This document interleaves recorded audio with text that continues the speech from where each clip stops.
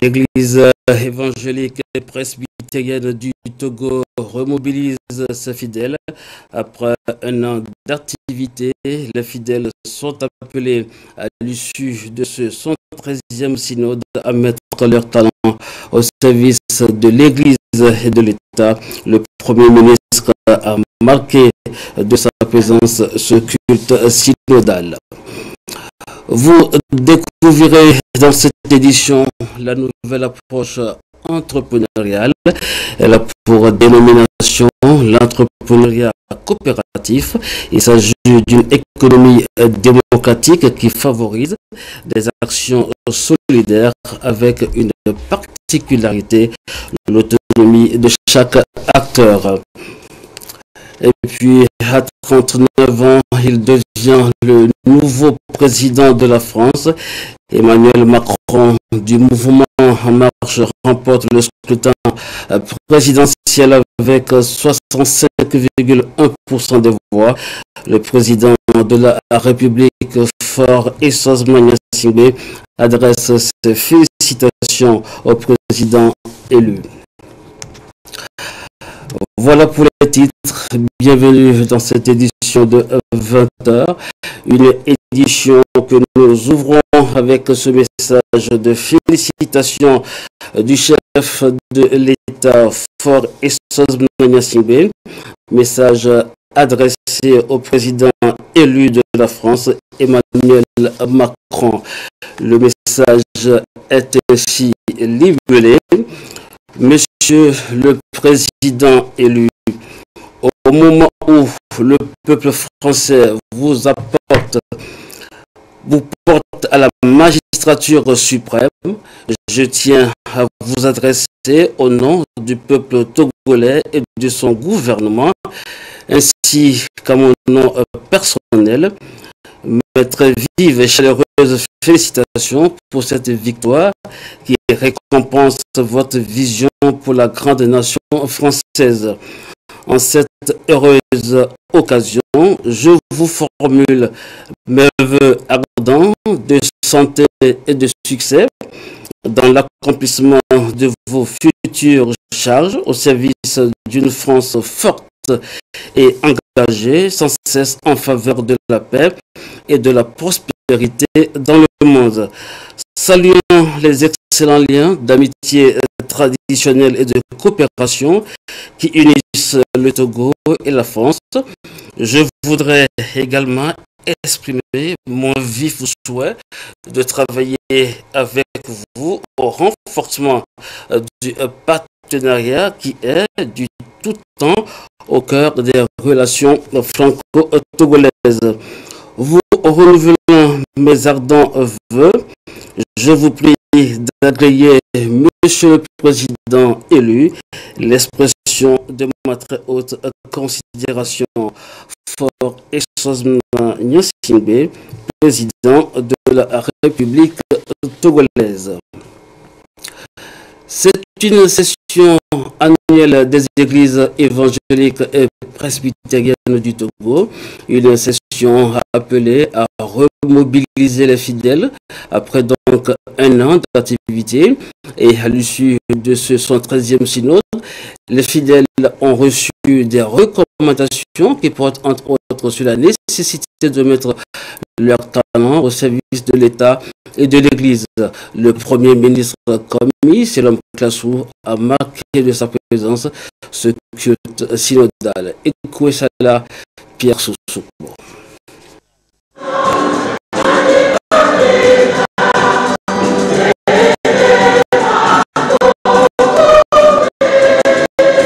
C'est un grand jour pour les fidèles croyants de l'église évangélique presbytérienne du Togo.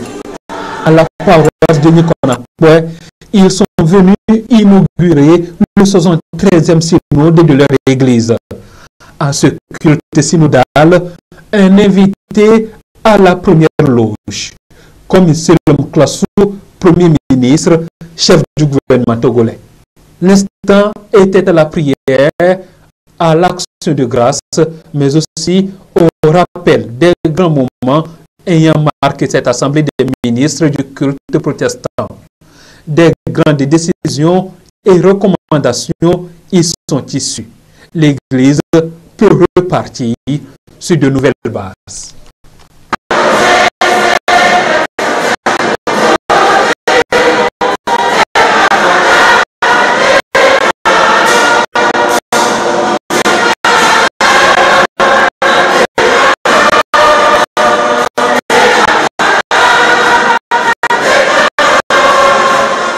Il faudra que les gens travaillent dans les normes de l'Église.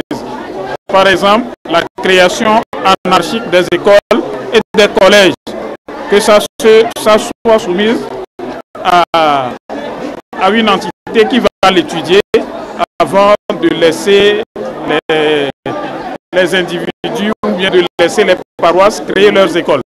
Voilà l'une des décisions.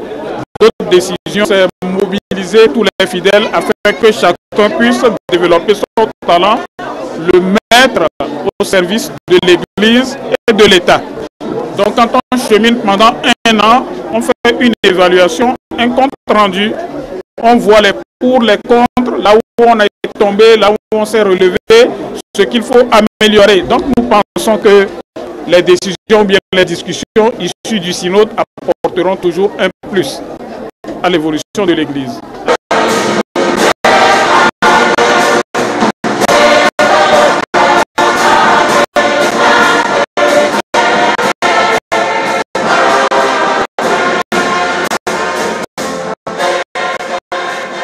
Et comme pour marquer d'un saut ce moment solennel, 24 nouveaux hommes de Dieu, pasteurs de divers districts, ont été consacrés.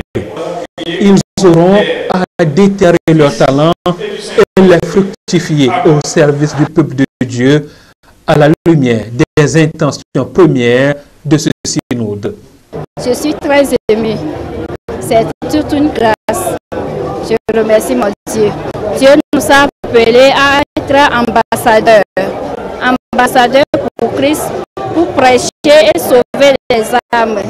Donc, nous nous confions au Saint-Esprit et qui va nous aider, nous soutenir et nous guider dans le ministère. C'est le moment de fructifier nos talents dans l'Église. Étant nouveau ouvrier consacré, moi aussi je vais mettre mes efforts pour fructifier mes talents dans l'Église. Et je sais que l'Esprit Saint va m'aider. Engagement pris devant Dieu et devant les hommes. Et quand les portes du synode se ferment, l'Église repart donc en mission pour conquérir de nouvelles âmes à celui-là que tous appellent ici Sauveur de l'humanité. Parvenir à réaliser une véritable inclusion économique et sociale, l'État togolais s'est engagé dans cette démarche à travers toute une série de projets et programmes qui, aujourd'hui, ont permis à des bénéficiaires de sortir de la précarité. L'enjeu est de partager cette prospérité retrouvée avec d'autres couches vulnérables, ce qui ne va pas sans difficulté. Et c'est dans ce contexte qu'il faut placer cette visite sur le terrain de la ministre en charge du développement à la base. L'étape de ce côté avec Edem Souchoupo. Akoma 3, Résoudé, soutenu par son père, dirige maintenant sa société de location des matériels de construction. Et franchement, j'ai eu beaucoup de bénéfices concernant le faillage. C'était mon idée quand j'ai fini les études. Je me débrouillais seul, mais quand vu les annonces lors des journaux, j'ai vu que Faye est là pour nous aider. Je me suis dirigé vers eux et j'ai pris le financement. C'est à base de ça j'ai ajouté à faire ce moule-là. On est un peu nombreux, mais ce qui fait que les gens viennent ici, c'est par rapport au prix que j'ai rabaissé. C'est ça qui attire le clientèle vers moi. Nous les vieux qui sont mal à la maison sans rien faire, bon, je crois que s'ils trouvent leur manger, et qui ne nous dérange pas. Nous sommes beaucoup plus libres et à l'aise. Et très bien, parce que moi-même, je n'avais pas la possibilité de l'aider comme il se doit. Bon, donc, quand il a eu l'idée, il me l'a souligné. J'ai été très fier, je l'ai encouragé. Pour Maurice Mangamana et Esso Difezi Yerima, le handicap physique n'est pas une fatalité. Grâce au fonds du Pradeb, les deux, respectivement couturiers et cordonniers habitat, gagnent leur vie. Moi, personnellement, j'ai aimé mon métier. C'est-à-dire que j'étais aussi orphelin de père et mère avant d'apprendre ce métier. Je me suis dit, malgré que je suis handicapé, je peux quand même travailler et valoriser aussi mon état. C'est-à-dire que ce que je suis en train de faire, je suis en train de mener une contribution au niveau de l'État en mettant ces enfants-là en apprentissage, en diminuant aussi le prix du contrat. Sinon, le métier, la couture, j'ai aimé ça parfaitement. Et mon travail spécial, c'est la veste. J'aime faire ça. Et je travaille aussi dans des autres choses. C'est vraiment une très belle initiative, Pradeb. Vraiment, on manque de mots pour vous remercier, surtout Madame la ministre. Prenez, c'est-à-dire, souffrez que je vous présente vraiment nos sincères remerciements. Je souhaiterais que ce programme continue pour qu'on puisse aller de l'avant, on puisse atteindre nos objectifs. Pourquoi pas, puisque ça, pour que ça puisse atteindre aussi ceux qui sont en train de se faire former à notre niveau. Yovogan Kodjogan a de son côté créé un centre de vente de matériel de construction en électricité. Dans son centre Nouvelle Vision pour le développement artisanal, il forme des jeunes en maçonnerie et en électricité. 42 étudiants sont en formation ici. Voilà l'une des ambitions des mécanismes d'appui aux jeunes mis en place par le gouvernement. Ces jeunes nous ont démontré que malgré le handicap qu'ils portent, ils peuvent s'occuper, ils peuvent travailler comme il faut et gagner leur vie. Une chose également qui nous a marqué, c'est la solidarité dont ces jeunes font preuve. Vous avez par exemple des jeunes qui vivent avec un handicap, qui non seulement ont bénéficié des dispositifs FAEJ et Pradeb, mais qui ont pensé aux autres jeunes plus démunis ou des jeunes des gens qui sont des orphelins, qui ont besoin également d'être soutenus. Donc c'est des jeunes qui nous donnent l'exemple de la solidarité et qui nous a impressionnés. Alors, de manière générale, dans toutes les préfectures où je suis allée, j'ai trouvé des jeunes qui sont assez déterminés à sortir de la précarité, à se trouver de l'emploi, à créer de l'emploi pour d'autres jeunes qui sont confrontés à des problèmes qui sont inhérents à toutes les activités. C'est des débuts difficiles, ils ont essayé de les surmonter, mais c'est surtout aussi des problèmes de marché qu'ils ont posés. Donc la balle est lancée au niveau des différents ministères, départements ministériels. On travaille ensemble pour pouvoir aider ces jeunes, les accompagner sur les questions de débouchés, de marché, etc. De toute façon, nous sommes convaincus d'une chose, avec ces jeunes, on peut faire beaucoup de choses dans notre pays avec l'auto-emploi, avec l'autonomisation. Au total, 4 préfectures ont été visitées par la ministre en charge du développement à la base. Et aux jeunes, elle a surtout appelé au sérieux pour que leur entreprise puisse prospérer. Ces différents mécanismes élaborés et mis en place par le gouvernement font apparaître un nouvel élan dans la chaîne de production Il s'agit de l'entrepreneuriat coopératif qui permet aux jeunes de participer au renforcement d'une économie démocratique favorisant des actions solidaires. Mais ici, la particularité, c'est le respect de l'autonomie de chacun. Antoine Thomas Vovo.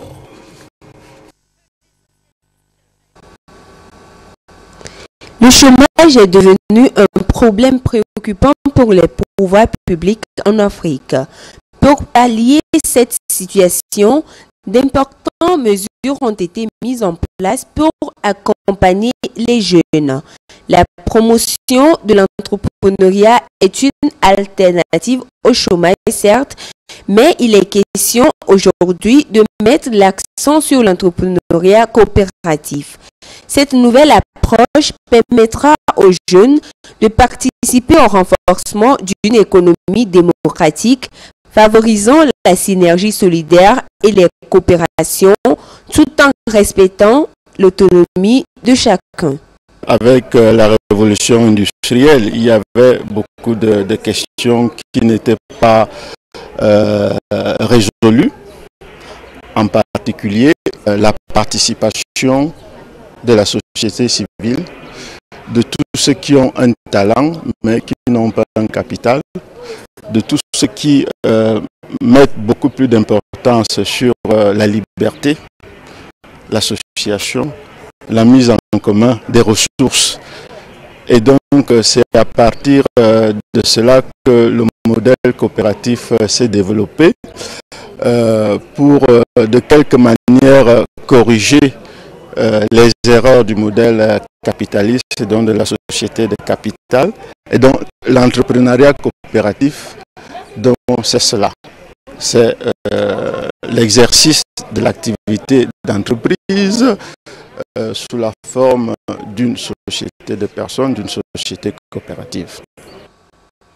Aujourd'hui, beaucoup de jeunes entrepreneurs évoluant dans les mêmes secteurs d'activité expérimentent ce dispositif collectif et y trouvent des avantages formidables. C'est l'exemple de ce jeune entrepreneur qui évolue dans la production et l'exportation du soja. Ma société encadre 439 coopératives agricoles. Nous encadrons des coopératives agricoles pour la production du soja bio-certifié. L'organisation de ces coopératives nous permet de mieux diffuser les formations à l'endroit de ces coopératives, de mieux les organiser, de signer des contrats et des conventions de partenariat entre nous et les producteurs afin de pouvoir acheter les produits de bonne qualité et aussi les permettre, ces organisations permettent aussi de mieux les organiser en fait, et d'organiser les achats jusqu'à la livraison et le paiement de ces coopératives. Je me réjouis vraiment des activités puisque le nombre de producteurs augmente de jour en jour. Les coopératives se créent, les agents sont motivés sur le terrain et les activités vont en bon train. Grâce à l'appui de FAEJ, tout ça est possible. Pour pérenniser ces mécanismes mis en place par le gouvernement, il faudra soutenir les jeunes entrepreneurs à travers un entrepreneuriat coopératif, démocratique, inclusif et durable.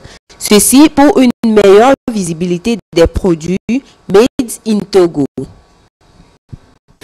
Et l'atteinte d'un bon rendement à la mesure de l'investissement appelle aussi à une autre démarche.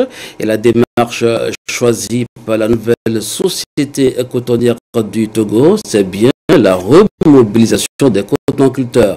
Il s'agit d'une mesure incitative pour accroître la production dans ce secteur. Nestor Mouzou. La campagne cotonnière 2016-2017 a donné au plan national sur 133 000 hectares d'emblavure une production de 107 000 tonnes. Pour la saison 2017-2018, la vision de la nouvelle société cotonnière du Togo va bien au-delà. La NSCT table sur une emblavure de 160 000 hectares pour 160 000 tonnes de coton graines.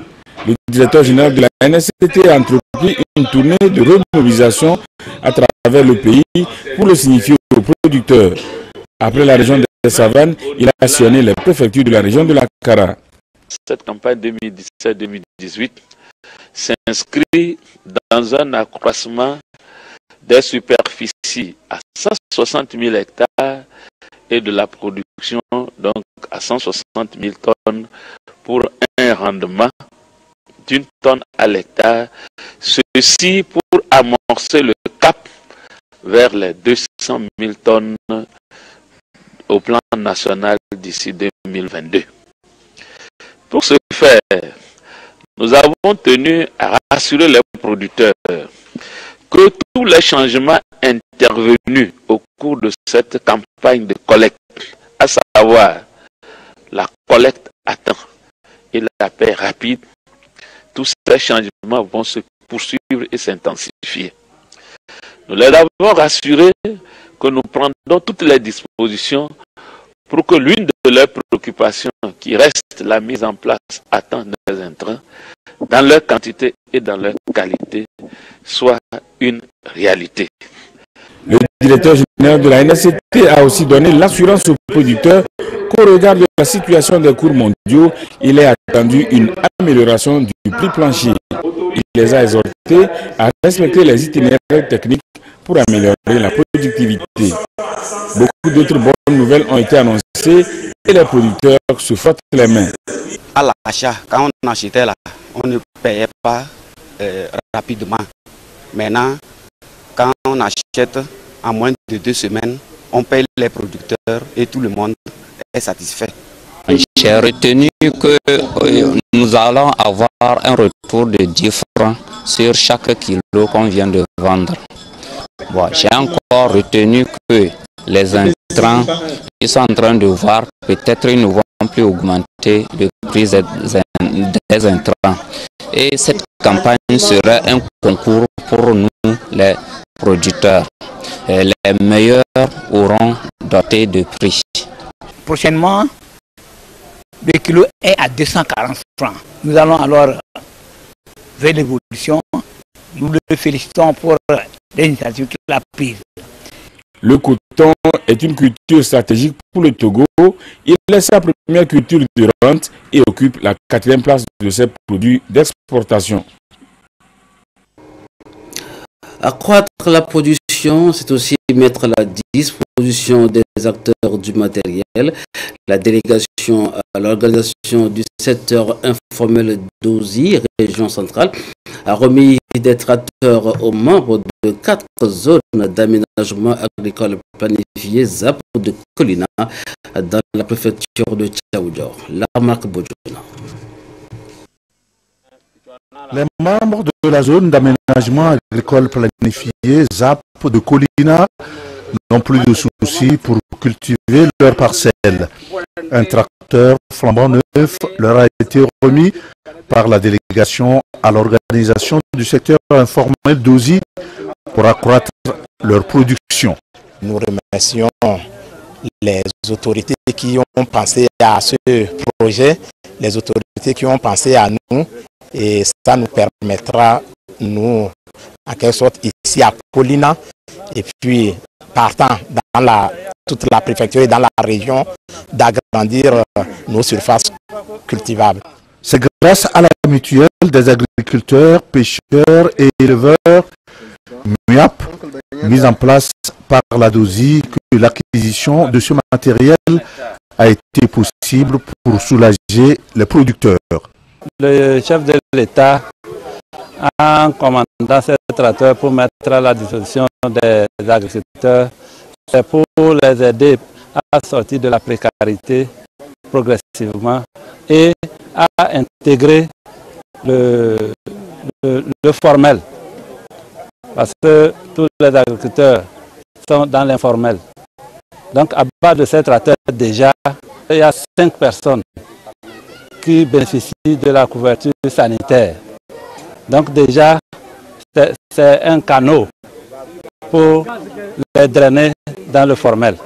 Au total, 4 tracteurs ont été achetés par la DOSI pour la région centrale.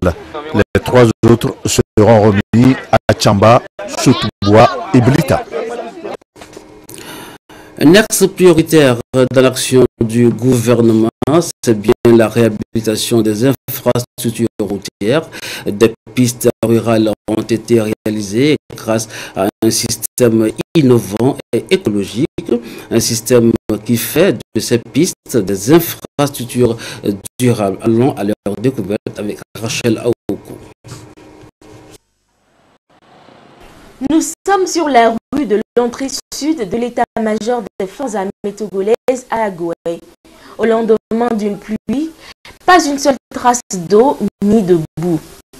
Même constat sur le tronçon Agoué-Assieye, mission tombée. Les voies ont été réhabilitées pour la première fois à base du Topsil, une substance bio qui révolutionne aujourd'hui le secteur des infrastructures routières. Avant, l'état de la route était déplorable.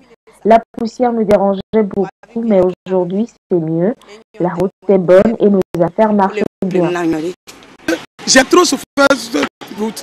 Voilà, ici, je peux vendre quelque chose pour compléter. Mais comme il y a trop de poussière, je ne peux rien. Même l'épargne des gens aussi, avec les poussières, des fois, je n'arrive pas. Donc, j'apprécie beaucoup celui qui a fait ce programme-là. C'est comme une amie du goudron sur cette route. Puisque si on arrive là-bas, là, devant, ce n'était pas comme ça, c'est rien que la boue et autres. Ici, là, c'est bien lisse et avantageux. Les voies ont une durée de vie de 7 ans avec 1 an de suivi. Les travaux ont été réalisés sur fonds propres par le groupe Itineris Africa qui compte apporter sa contribution à la politique des grands travaux entreprise par l'État togolais. Le Togo s'est déjà engagé même dans la politique de grands travaux. Son indice de réhabilitation des terres et des routes est passé de 5% à plus de 25% depuis 2010 jusqu'à ce jour. Itineris Africa se propose de mettre à contribution l'utilisation du Topsil dans l'entretien d'abord des grands ouvrages, puis dans la stabilisation des routes en terre non traitées par d'autres produits et des pistes rurales, ce qui permettra d'engendrer des bénéfices énormes. Lorsqu'on n'est pas prêt pour investir dans la construction ou bien le bitumage des voies, il y a lieu, sinon on préconiserait d'utiliser du Topsil qui offre les mêmes conditions, les mêmes techniques de mise en œuvre et qui sont beaucoup plus profitables parce qu'il s'agit là d'un produit écologique, donc il s'intègre parfaitement au développement durable. Ces réalisations constituent la phase expérimentale du projet qui va s'étendre sur l'ensemble du pays. Les voies à base du Topsil font déjà leur preuve dans plusieurs pays d'Afrique. L'ambition du groupe Itineris Africa est de construire des routes qui répondent aux exigences environnementales. Des poubelles sont également placées sur le long de ces routes afin de les maintenir propres. Présidentielle en France, Emmanuel Macron est le nouveau président de la République française. À 39 ans, il devient le plus jeune président de la France. Macron a remporté le second tour avec, selon les estimations, 65,1% des voix. Face à lui, Marine Le Pen a rassemblé 34,9% des suffrages. Le président de la République, Faure Essozmane Gnassingbé, vient donc d'adresser un message de félicitations au président élu de la France. Une page de l'histoire au Togo avec la localité de Bina Parba à Bassar qui a perdu le 3 mai 1897 près de 80 de ses fils et filles. C'était sur la place du marché. Un malentendu entre une troupe allemande et la population a entraîné des actes de violence avec à la clé des morts. 120 ans après, les peuples bassarais et allemands ont commémoré ce triste événement. Une stèle a été érigée en souvenir des martyrs. Le ministre Nissao, une femme, a représenté le chef de l'État, Nestor Mouzou Réci.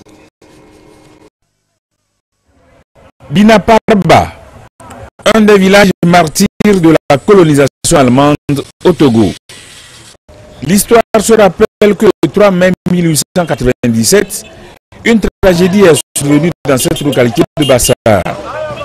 À cause d'un malentendu sur la place du marché, il s'en est suivi une altercation entre la population de Bina Parba et une troupe militaire allemande que dirigeait le docteur Gruner. Un des hommes de ce dernier a été blessé. Irrité, il donna l'ordre de tirer. Le bilan est lourd, 79 morts et 20 blessés.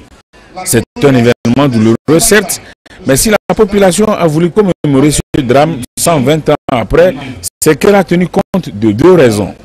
Le premier argument, c'est celui de matérialiser une mémoire partagée entre fils de Bina Parba et Allemands, afin non seulement de s'acquitter d'un devoir de mémoire vis-à-vis des martyrs, mais aussi de rendre les contemporains sensibles au passé.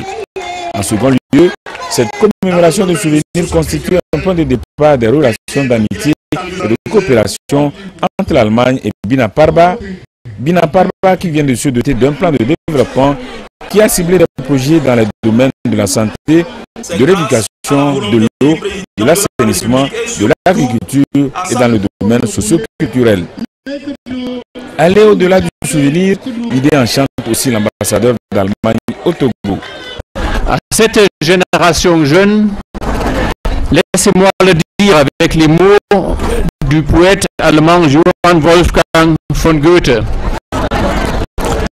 Ce que vous avez hérité de vos pères, acquériez-le pour vraiment en être le maître. Écoutez, réfléchissez et discutez du passé de votre village pour mieux savoir comment vous pouvez avancer vers le futur. Monsieur le ministre, mesdames et messieurs, l'Allemagne a aussi dû réfléchir son passé après les événements atroces de notre passé. Nous avons essayé de trouver notre place en Europe et au monde. Ma génération des Allemands est la première en plusieurs générations de ne pas marcher contre nos voisins. Maintenir la paix, c'est notre obligation, notre responsabilité, et j'espère que la génération de mes enfants va continuer dans ce sens. Rendre hommage aux martyrs et raffermir la coopération entre les nations allemandes et togolaises, le ministre en charge des infrastructures, des transports, fils du milieu et représentant du président de la République s'est également placé dans ce sillage. Bassa, à travers Bina Parba, est fier de ses dignes fils et se trouve résolument tourné vers une Allemagne nouvelle, avec laquelle il traduit dans les faits la volonté de réaliser des projets de développement économique, social, culturel de la localité. Cette démarche s'inscrit dans la politique de développement du chef de l'État, son Excellence M. Faure Essozimena Gnassingbé, dans sa vision de développement pour notre pays. En effet, sa visite au cours de l'année dernière, suivie de l'organisation à Lomé du printemps de la coopération germano-togolaise au début du mois d'avril 2017, en est une preuve tangible de la volonté du président de la République à œuvrer pour le raffermissement des relations de coopération entre le Togo et l'Allemagne. L'historien, le chercheur ou le touriste qui arrivera désormais à Bina Parba pourra étancher sa soif. L'histoire de Bina Parba n'est plus comme une fiction. Une stèle a été construite au cœur du lieu de l'événement du 3 mai 1897. La promotion des danses traditionnelles, c'est à travers le festival d'Ounono Agou 2017. Ce festival vient d'être lancé par le groupe Nana Médiaculture. Un lancement qui a eu lieu dans la préfecture des Lacs en présence du ministre de la Culture, Guy Madjé Lorenzo. Des précisions avec Gérard Lagoudou.